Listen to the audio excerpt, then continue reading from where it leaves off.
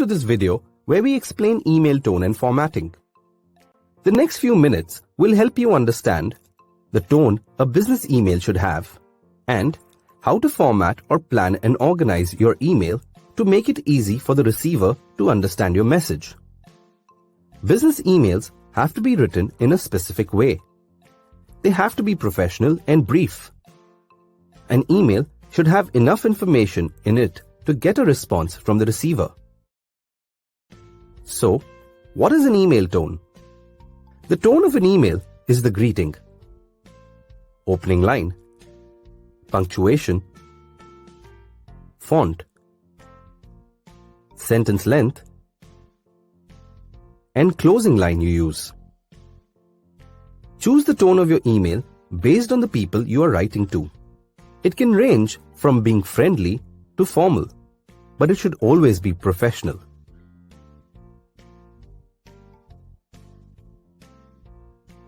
Avoid using all caps because it looks like you're shouting.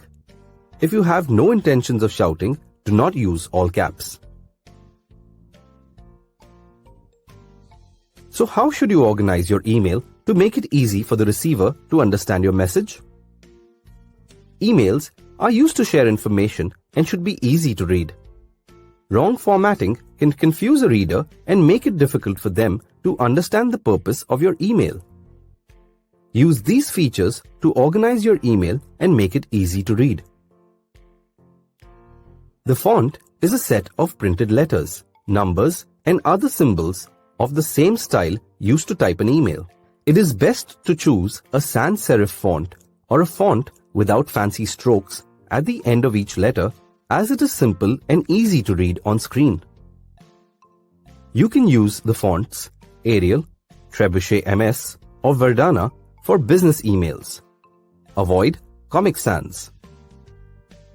Keep the font size between 10 and 12 point for business emails. It is easier to read and looks professional.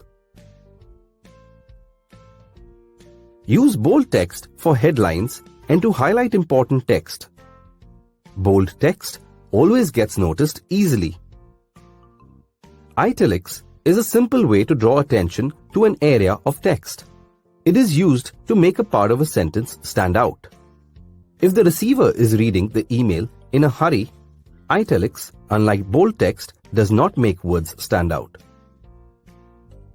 Underlined text can easily be confused for a hyperlink.